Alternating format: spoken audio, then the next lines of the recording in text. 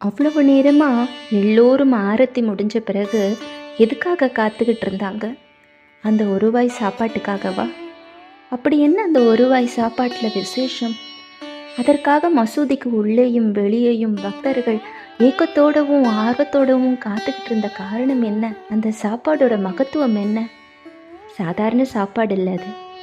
பாபா தன் திருக்கரங்களால் பிசைந்து கொடுத்த உணவு அது.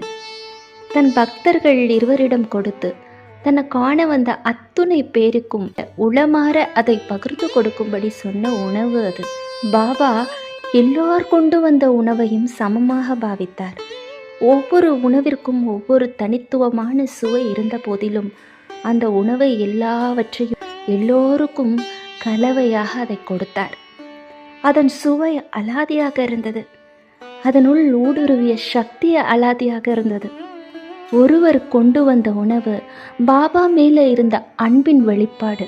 அத்துணை பேருடைய அன்பும் அங்கு சேரும் பொழுது, பாபாவுடைய அன்பான கரங்கள் அதை பிணையும் பொழுது அதனுடைய சுவையே அலாதியாக இருந்தது. அந்த உணவுக்கு உண்டான சக்தி மிக அபாரமாக இருந்தது.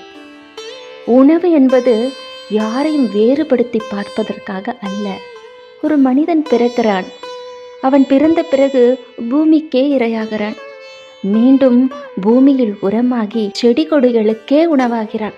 அந்த பிரம்மமே மெய்ப்பொருளாக இருக்கக்கூடிய அந்த உணவின் மூலமாக பாபா எங்கெங்கோ இருந்து வந்த பக்தர்களை எல்லாம் ஒன்றிணைத்தார்.